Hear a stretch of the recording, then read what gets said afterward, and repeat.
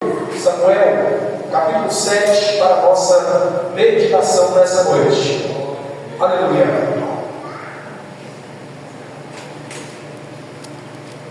Louvado e agradecido seja o nome santo do Senhor. Primeiro Samuel,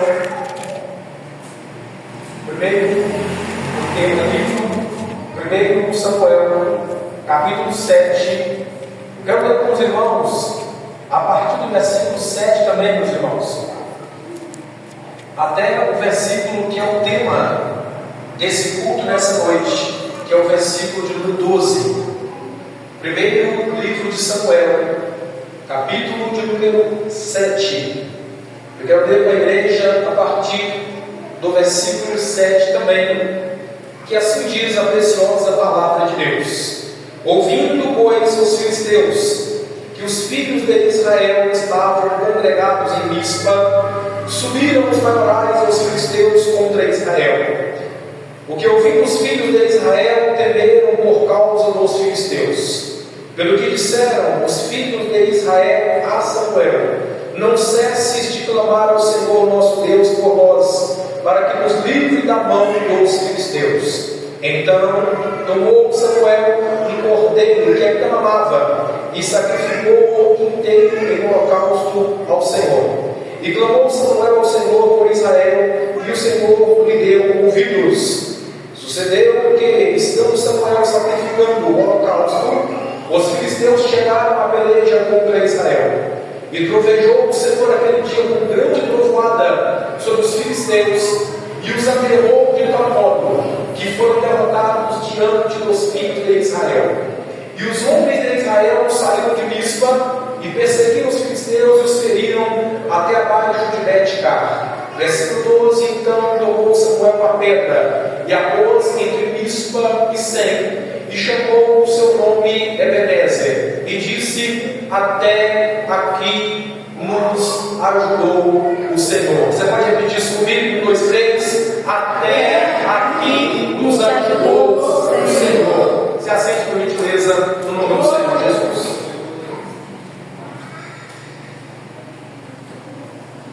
Graças a Deus. Irmãos, se você gosta de Bíblia, se você é assembleano, raiz e gosta da palavra de Deus, eu queria te convidar nessa noite para você se aprofundar um pouco comigo na palavra de Deus aqui neste momento, tá? Se você é cristão que ama a palavra, que gosta da palavra de Deus, eu queria te chamar, te convidar para aprofundar, para mergulhar comigo dentro da palavra, para você entender esse texto aqui nessa noite. Nós estamos aqui no encerramento do propósito. Eu sei que essa não é apenas mais uma noite qualquer, não porque o pastor Lucas está pregando, mas porque a presença de Deus é notória, é sentida aqui neste lugar, desde que nós aqui entramos. Então eu creio que não diferente dos demais 11 dias, nessa noite, mais uma vez, Deus tem uma palavra muito, mas muito especial para a sua vida. Para você entender, irmãos, o contexto dessa história, eu quero te chamar para voltar comigo lá no capítulo 1 do primeiro livro de Samuel. A Bíblia vai nos dizer, para você entender a história completinha, é bom você estar ligado para você não perder nada de Deus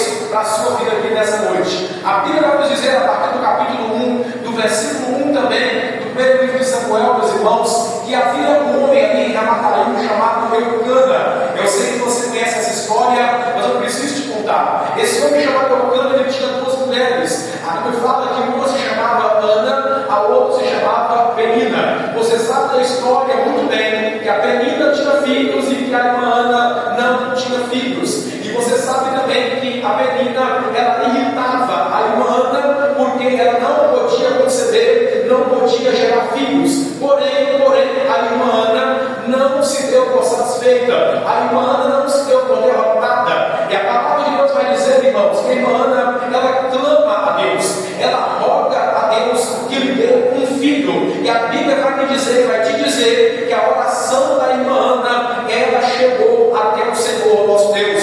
O clamor de Ana, ela chegou diante do Senhor. E a Bíblia nos fala que após Ana clamar, que após Ana se humilhar na presença do Senhor e buscar dele, agora a irmã Ana, ela está grávida.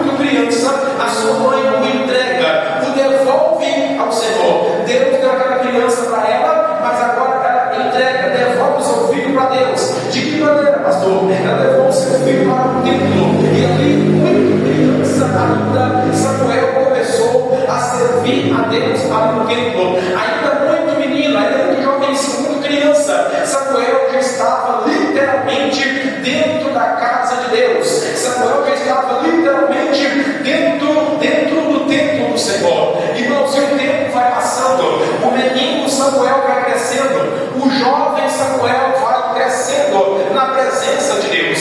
E para você entender toda a história, porque não pode você chegar num culto como esse, ouvir uma pregação e sair daqui sem entender nada. Para você entender o cenário em que Samuel está crescendo no templo, nos dias de Samuel havia um sacerdote ali responsável por oferecer os sacrifícios a Deus naquele templo. Um homem de Deus da época ali chamado de Eli. A Bíblia vai dizer que Eli, meus irmãos, ele foi um sacerdote em Israel.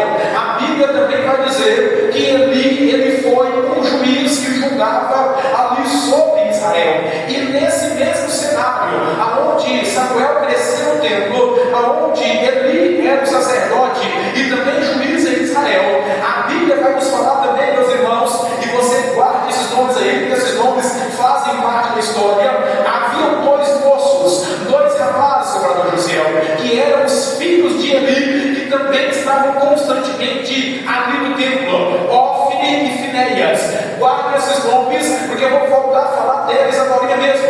Esses homens, meus amados queridos irmãos, Ofni e Finéias, eram servos de Deus. A Bíblia vai dizer inicialmente, vai chamados de homens de Deus. Eles tinham de acreditar até o título de sacerdote, eles tinham até a roupa de sacerdote. E se você ler no comecinho do primeiro livro de Samuel, a Bíblia vai chamar eles de sacerdote, de homem de Deus, mas pela sua conduta de vida, pelos pecados que eles cometiam.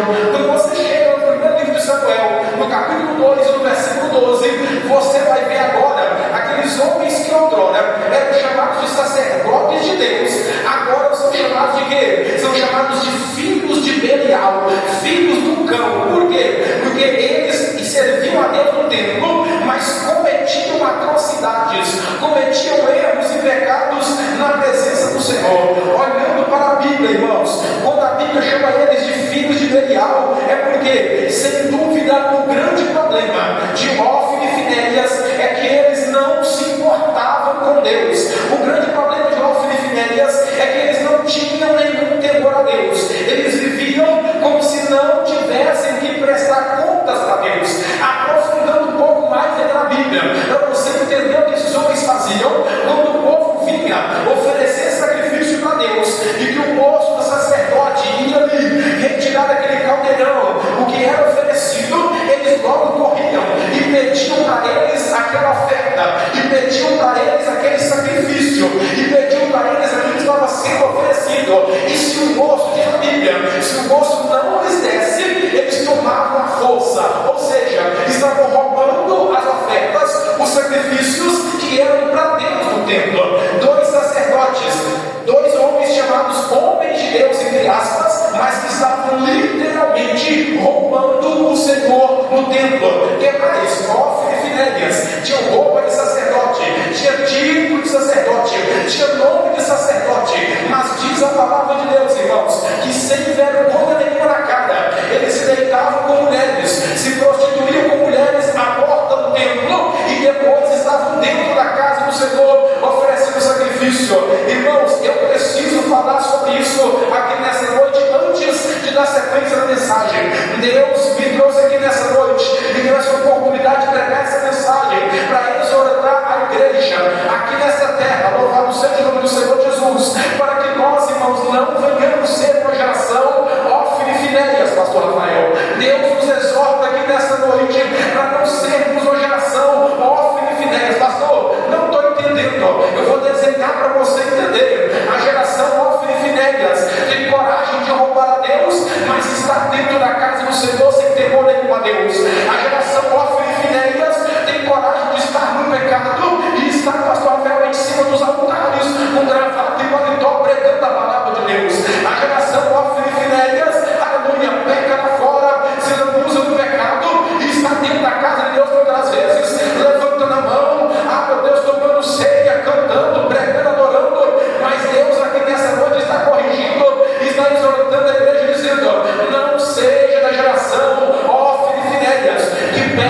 guerra e que está na casa do Senhor, desobedecendo a Ele. Por quê, irmãos?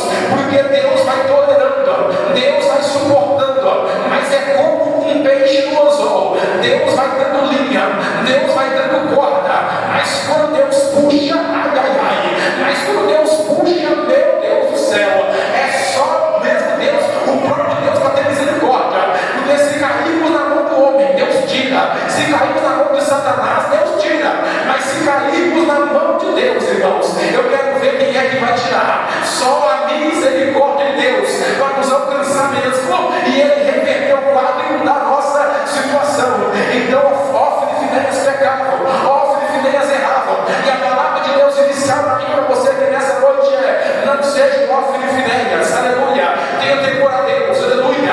Pense o que você está fazendo, porque eu não posso ver, a irmã não pode ver, ou se eu fizer, você não está vendo o que eu faço. Mas existe um Deus do céu que contempla os seus, existe um Deus do céu, aleluia, que os olhos dele estão como chama de fogo, aleluia, sobre nós aqui nessa terra, e não há nada oculto que fique escondido diante dele. Louvado seja o nome do Senhor.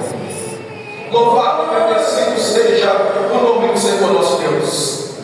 E Ofne e Finéias pecavam, roubavam a Deus, se deitavam com mulheres, se prostituíam e estavam na casa do Senhor. Roubavam a Deus, se prostituíam e na casa do Senhor. Roubavam a Deus, se prostituíam e na casa do Senhor. Irmãos, não está diferente hoje da nossa geração. Não está diferente hoje dos nossos dias. Aleluia. Muitos perderam o temor de se estar, às vezes, fazendo, cometendo algo que vai desagradar a Deus, mas está na casa do Senhor, irmãos. Se nós perdermos o temor a Deus, irmãos, nós perdemos tudo em nossa vida. Se o cristão perdeu o temor a Deus, pastor Rafael, ele vai querer mais a quem, pelo amor de Deus? Porque o pastor não está em todo lugar, a polícia não está em todo lugar, o quarto não está em todo lugar, mas os olhos de Deus estão em todo lugar te contemplando. Aleluia. A visão de Deus não te perde um segundo sequer. Você pode virar a esquina, pode descer, pode subir. A Bíblia fala, louvado seja Deus, que se você descer o mais fundo dessa terra, lá vai estar o Senhor te contemplando. Se você subir, tomar as asas da alva e fazer a sua oração lá em cima nas mais altas nuvens, lá também Ele te contempla. Não tem como você fugir dos olhos de Deus. Eu sei, eu espero não pregar para ninguém nesse estilo aqui nessa noite, mas eu vou dizer uma coisa, irmãos: a geração Ofne e Finéias dos nossos dias, uma hora vão se encontrar com Deus. A geração Ofne e Finéias dos nossos dias, uma hora vão se acertar com Deus. Eu estou errando, eu estou fazendo, estou pecando, ninguém está vendo, eu estou pintando e botando, mas uma hora, assim como Deus fez com Ofne e Finéias, Deus te encontra, aleluia. Uma hora Deus te acha, aleluia. E o acerto de contas com Deus é grande. Pastor, por quê? Porque a Bíblia nos mostra isso.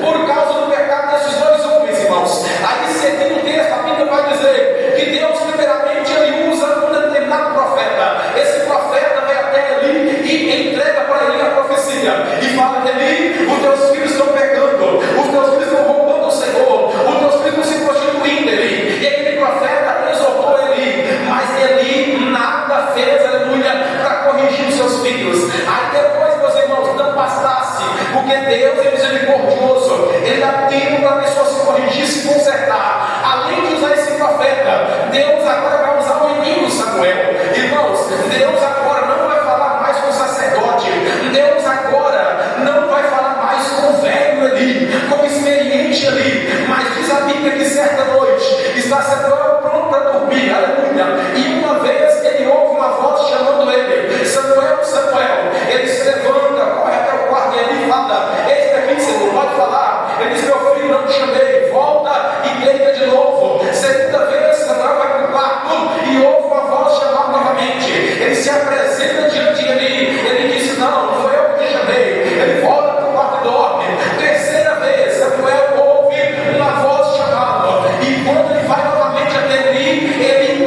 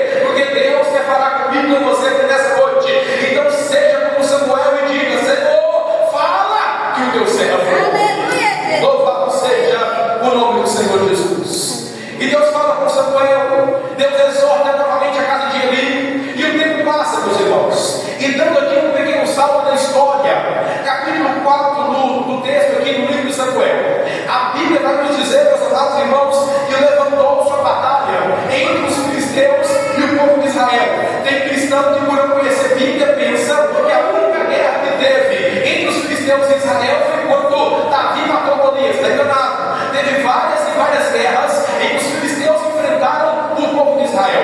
E essa aqui é uma delas, capítulo 4, a partir do versículo 1 de 1 Samuel. Vai dizer a Bíblia que levantou sua batalha ali entre os filisteus e o povo de Israel. E se você ler o versículo 2, a Bíblia vai dizer que naquela guerra os filisteus mataram, vamos dizer, 4.000 homens do povo de Israel.